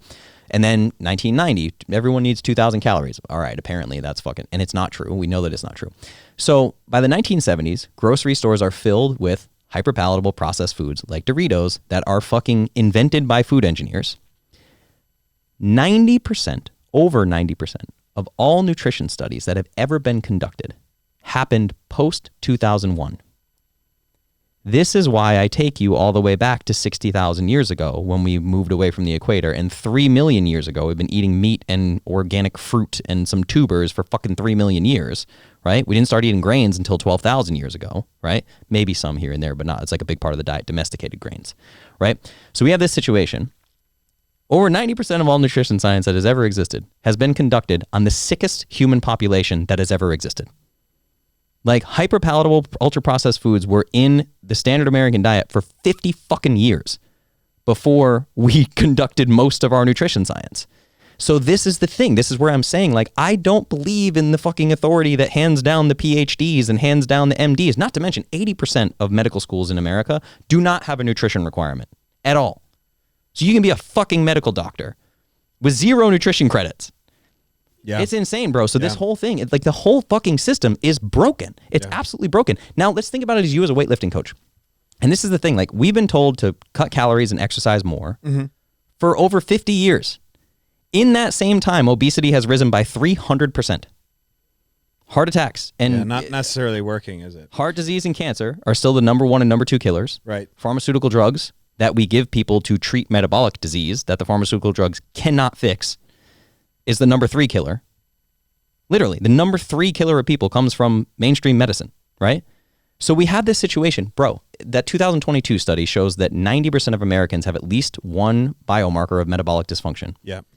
In what fucking world would any professional be able to keep doing the same thing they're doing with a 10% success rate? The current capitalistic American... I mean, it kind of seems right for America. Yeah, but I mean, like, if we tease it apart, right? Like, yeah, no, absolutely. You're a weightlifting coach, yeah, right? You look, it's like bureaucracy is the death of a lot of things. Totally. Yeah. Did you ever see this documentary? And I forget what the child was called, but it was a child who was abused, and the DCFS in California failed so miserably that he was abused so bad that he was killed. I haven't seen it, but it doesn't surprise me. My brother does this work. God, I forget his name, and it's people are gonna be screaming when they listen to this. But it was a child who was abused, and they failed so many different times, and he ended up dying because it was either his mother or stepfather beat him to death, and it was horrifying, awful. Gabriel Gabriel Fernandez, maybe. I think maybe was his name. I could be wrong.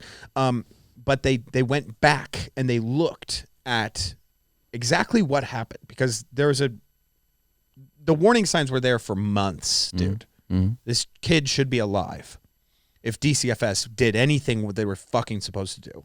And if the state of California, and more importantly, the county of LA, did what they were supposed to do, or LA County, whatever, they outsourced so many different things through bureaucracy that it ended up failing. And one of the things that happened was they went to DCFS, or they went to some public office, and yet this person had already clocked out. So they weren't able to take this case. And I think a lot about that sort of thing. Imagine going to work and getting your ass beaten down by work. You don't have any say in the creative process. I just need you to do your fucking job and shut the fuck up and clock in and clock out.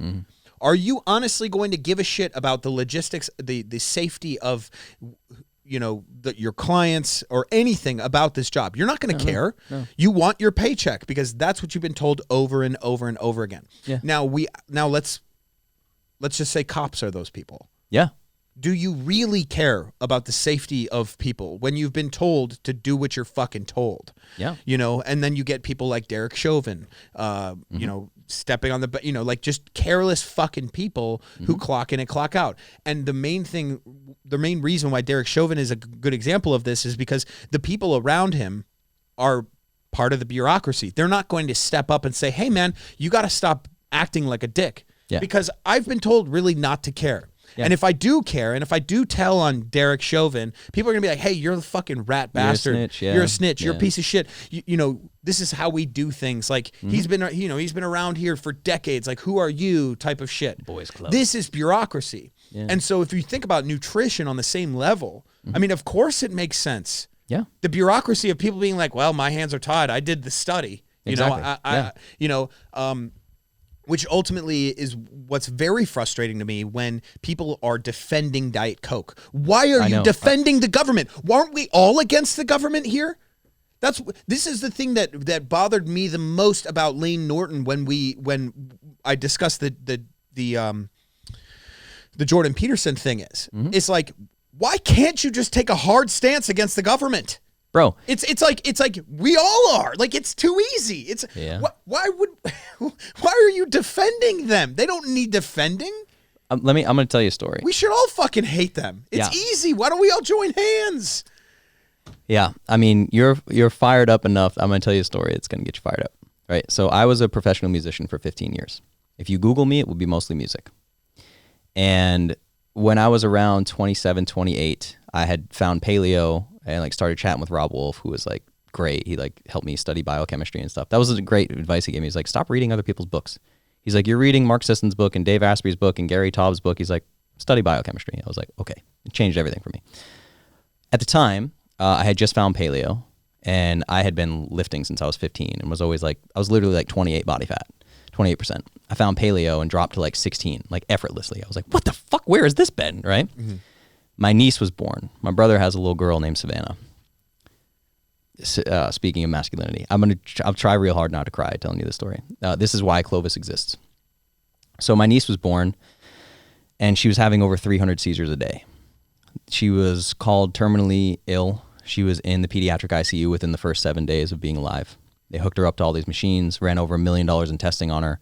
These were grand mal seizures, really serious seizures, and then basically no heart rate, no pulse, no breathing for up to a minute after, and then she kind of comes back to life. Gnarliest shit I've ever seen. So my whole family lives in the pediatric ICU for the first several months of her existence. They literally, the diagnosis came, it's something called KCNQ2. She was one of 96 living cases in the world. And they thought it was epilepsy at first. I don't think a lot of people know that the ketogenic diet, there's an organization called the Charlie Foundation. Yeah, that's how it was found, right? Because of epileptic seizures. Yeah, and fasting as well. Yep, and they use it for toddlers, infants, children. The Charlie Foundation specifically is probably age 10 and under, where they're treating people with epilepsy. So they thought my niece had epilepsy. By the way, medical community, the moment the diagnosis came, they just without even asking, handed my brother and his wife antidepressants. They're like, here you go. Your kid's going to die, right? Her life expectancy was less than 3 years. So when a child can't eat or drink, they install a G tube. They drill a hole in their stomach and they feed them through a tube. Now, there is a baby formula called KetoCal. It's a ketogenic baby formula that is subsidized by our tax dollars that is in every fucking pediatric ICU in the country. This was at Vanderbilt Neurology. We went to some of the best hospitals in the world with my niece. And so they start giving her KetoCal. Now, this is the evidence-based world, right? Something that's ketogenic is high fat, low carb, right? But quality doesn't matter. It's the rodent chow. We go back to like feeding people poison, right? So at this point, out of curiosity, I had become a certified nutritional therapist because this is just the way I am. I get really nerdy about shit. I was a successful musician. I was doing great at the time. I had money. I had notoriety, all the fucking things, right? And so as a nutritional therapist, I read the ingredients on KetoCal. You can Google KetoCal right now. High fat, low carb. All of the fat is hydrogenated vegetable oils. It's fucking seed oils. Canola oil, soybean oil. Then artificial flavorings and sweeteners. This is going into a child's G-tube. It doesn't touch taste buds. Why the fuck do you have artificial flavorings and sweeteners in this thing, right? So this is literally where Clovis comes from. I went to a world-class neurologist and confronted him and said, I want you to read the ingredients on this. He reads the ingredients. He looks at me and he goes, I never thought to check that. And this is the like a leading neurologist? A leading neurologist. I thought I was going to throw him out a window. I had to like really calm myself down. Yeah. And so, meanwhile, you're giving this to dying children. A dying child that is weeks old, bro. Yeah. Fighting for their fucking life, right? So eventually I went home and I got food processors and food dehydrators and I made a fucking homemade baby formula for her and cleared it with the neurologist and we started feeding it to her in the G-tube. And then I tweaked that formula and sold it as a protein powder for CrossFitters. That's how Clovis started. So, but anyway, the neurologist thing was like, if we talk about red pill, I was like, fucking nobody's coming to save us, right? There's an amazing clip going around right now online with a woman from the FDA being questioned about baby formula. There's no fucking regulation. They're literally like, if you think a company is using like toxic ingredients, can you investigate them? She's like, no. They're like, okay, as the FDA, like, do you regulate what hits the markets for baby formula? No. It's just this constant like, no. And this is the calories in, calories out shit right now. Like it's fucking like 14+% of 2-year-olds are obese right now. You gonna tell me they just ate a bunch of excess calories for the first 2 years of their life? You fucking are you like now? I'll get fucking fired. I get so fired up at this. I don't want to call people names, but you're like, what the fuck, dude? This 2-year-old is not eating Krispy Kreme. You fucking idiot! Like this is the baby formula is loaded with seed oils. Everyone watching this video right now, go to your local grocery store. Find me one baby formula that doesn't have seed oils in it. Find me one and send me a picture of it. I'll Venmo you $1,000. Genuinely. I don't give a fuck, man. Like, this is fucked up, right? So if you go to someone like Lane, who's saying seed oils are like, don't fucking tell me seed oils are safe with what I went through with this child, right? Like, Savannah is still alive today, by the way. Her life expectancy was less than 3 years, right? We figure out this fucking KetoCal bullshit. She's alive. She's 7 years old. She's what is considered as a medical term. It's not a derogatory term. People flip out. She's considered 100% vegetative. She grows like a normal baby. She goes to the bathroom like a normal baby. She's still fed through a G-tube. She doesn't know her name. She can't sit up. She can't do anything. She's 100% a nurse lives in their house, you know? So don't fucking talk to me about seed oils, man. It's like, and you have this situation where you're out here like preaching that this stuff is safe. Yeah. I don't think Lane would argue like, and here's where you catch people in their bullshit.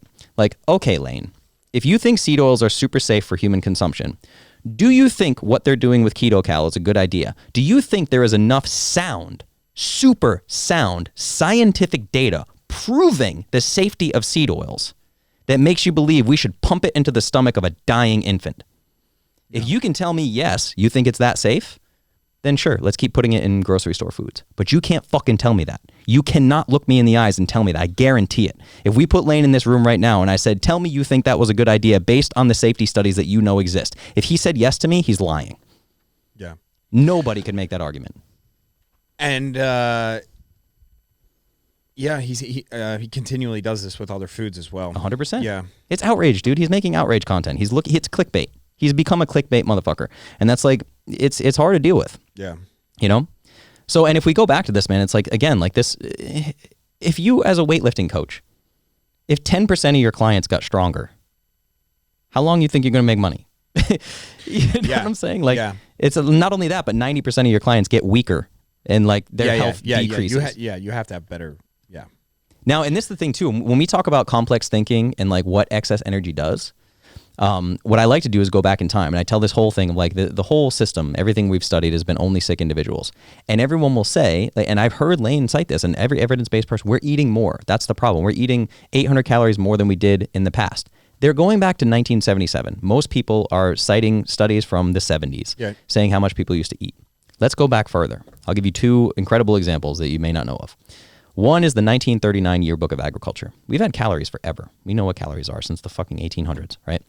So the 1939 Yearbook of Agriculture studied the diets of Americans living in New York City at that time. The average 154-pound average male. Now keep in mind, there are no treadmills, there's no CrossFit, there's no Orange Theory, no Barry's Boot Camp. This doesn't exist, right? The average 154-pound male was consuming 4,400 calories a day. How's that? Mm-hmm. We'll talk about it. We'll get into it as deep as you want to. I'm going to give you a couple of more examples, right? So that's 1939. Yeah, 4,400? 4,400 calories a day. And that is like flour, milk, eggs, red meat, sugar. Yeah. That's basically what they're eating, right? So I looked this up just to see, because I like using him as an example because he's a mutant. The Rock right now eats 4,100 calories a day. Wow. How many calories do you think you eat? Probably 3,000. Yeah. Probably maybe like 28. Yeah, and you deadlift 5,000 pounds for reps.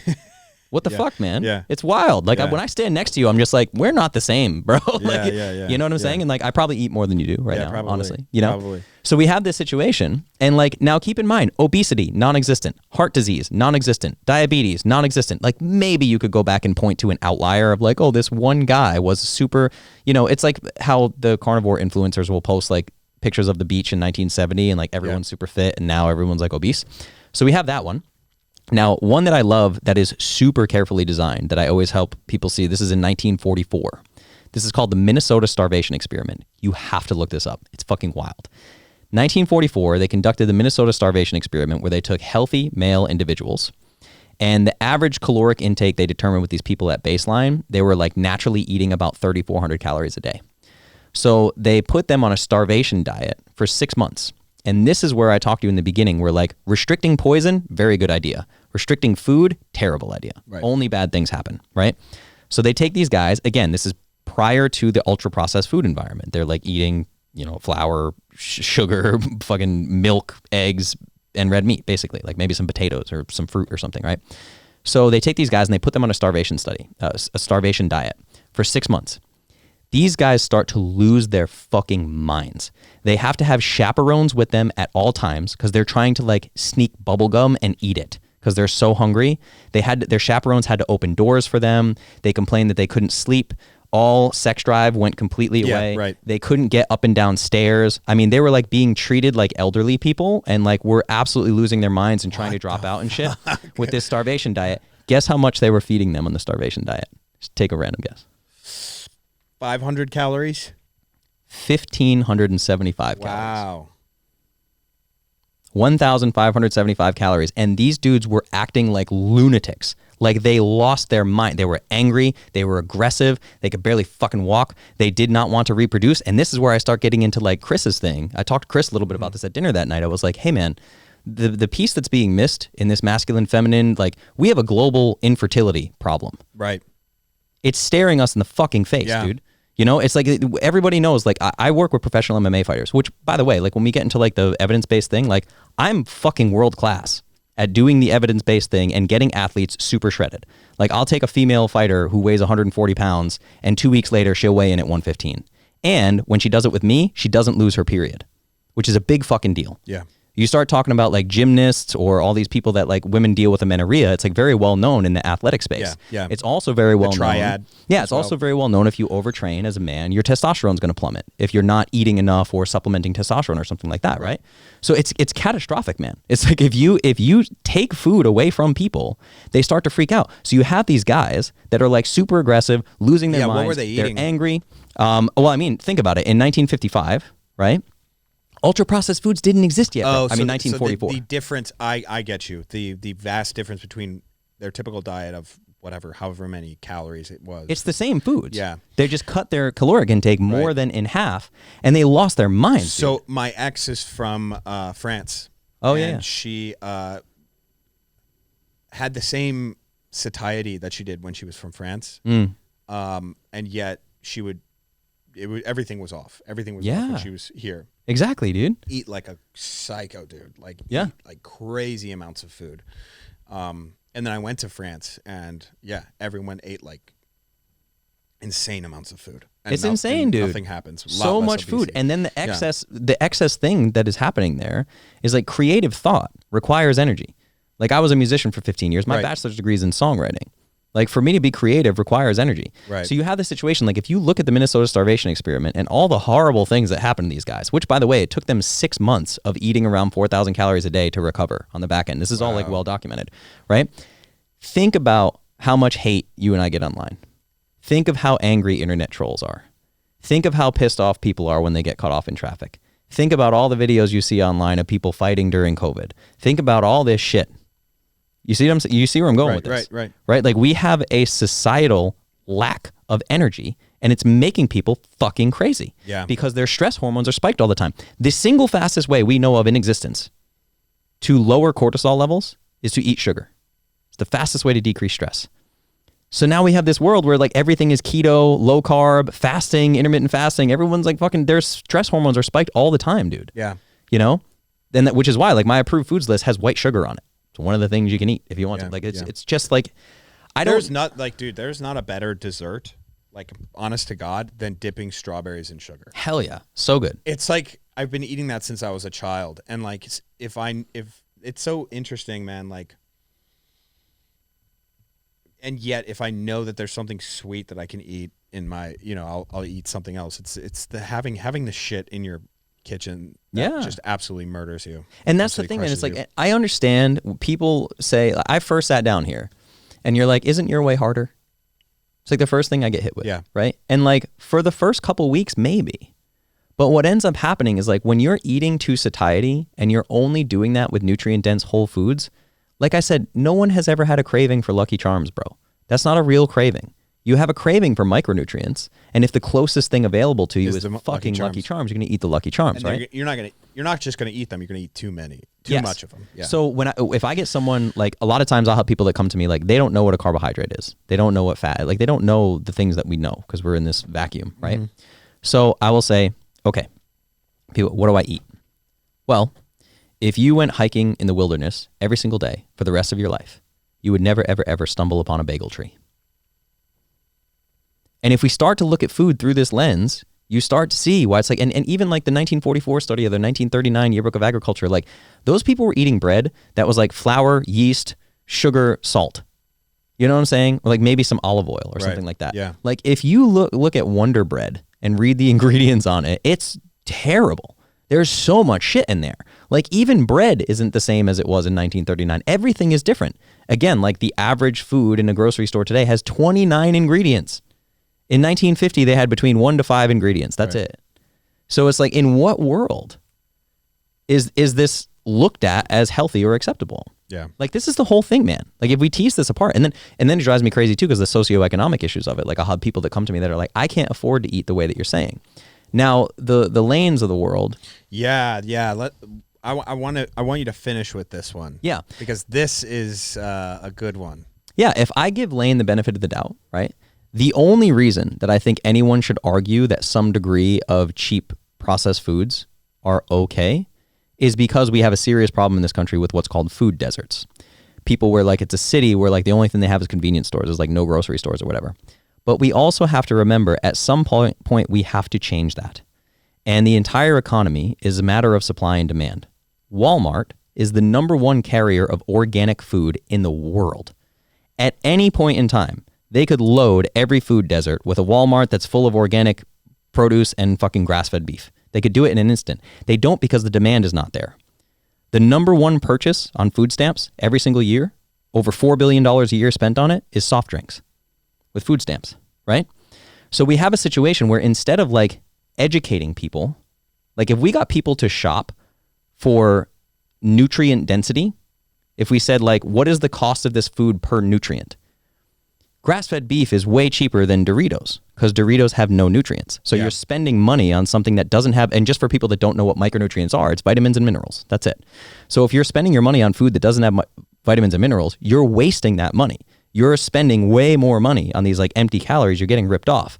So we have to educate people. It can't be like diet soda is fine. Diet soda is way more expensive than water, bro. You know, like it can't be like, yeah, eat the diet soda and eat the seed oils and eat the fucking Hot Pockets and all these brand name foods that are ridiculously expensive because they don't have vitamins and minerals. Whereas like if we can teach people, hey, your food stamps can also get you like the sleeve of ground beef that's in plastic, that's not grass fed, that doesn't come from a regenerative farm. I don't give a fuck about that. I funded a documentary film called Sacred Cow with Rob Wolf and Diana Rogers, all about regenerative agriculture. And there's a book that goes along with it as well. That book shows there is next to no nutritional difference between grass-fed and grain-fed beef. So it's like all of a sudden, like the whole world is talking about grass-fed beef and people are like, I can't afford that. I'm like, you can get the sleeve of fucking 80% lean ground beef that's $2 and it's exponentially healthier than the mac and cheese you're about to buy your kid. Right. That's craft brand that costs you $5 or whatever. Like we have, at some point we have to educate people. We have to say no to processed foods and we have to teach them what to eat so that the demand can shift the economics. And I think the blanket thing, though, is, again, it's too difficult. Here's a simple rule. Always follow this simple rule. Yeah. And it's always kind of like this overarching, and it extends its arm a little bit too far. But again, like people can always say, well, you didn't look at your calories, and your you just point back to that. But we can dig real quick. I know we got to finish up, but we can dig into like the lane thing too, because if you go study this stuff, which I have done extensively, you can go back to like the 90s and early 2000s. It was literally proven, and fines were sent out because it was shown that big food companies, well, first of all, food companies spend 11 times more money on nutrition science than the NIH, the National Institutes of Health. That's insane. I had just seen that actually. Crazy, right? Yes. So then we also found, and companies were fined for this, that what food companies were doing was specifically targeting, again, trigger word, what's called ghettos, like inner cities, with mostly minority citizens. We're getting shown something like 5 times more commercials for like sugary soft drinks than like white suburban middle-class neighborhoods. They were literally targeting the poorest people with the least education with the most commercials for the most processed foods because they knew these kids would go ask their mom, like, hey, go buy me this soda, and there wasn't enough education happening. So like they were specifically targeting the poorest and least educated people to sell them more poison, and they were fined for it. So in what world?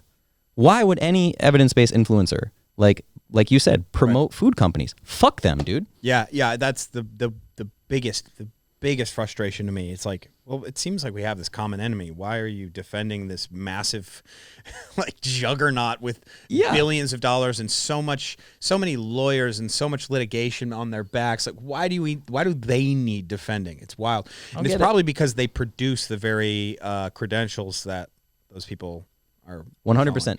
Think about like Harvard Medical School. They got there's this company that like ranks schools. They got an F for corruption. Nice. For where their funding comes from. Like, where do you think, like Harvard Medical School, all these multi-fucking billion-dollar buildings that just pop up in Cambridge, Massachusetts, one of the most expensive real estate areas in the entire world. Probably from like PepsiCo. And, exactly. Dude, and this is where I get into like the PhD thing. I'm like, hey man, I know who paid for your textbooks. Yeah. That's it. Yeah. I disagree with you. All right. Where can people find you? Everything online is at the Clovis Culture. Okay. So the clovisculture.com. No. The store is iamclovis.com. Okay. That's where all the supplements are from. Yeah. And then the Clovis Culture on Instagram, TikTok, Facebook, YouTube, and then I have the Clovis Culture podcast. Justin, thank you so much for coming on, man. Thank you, brother. I really appreciate you having me. Thank you.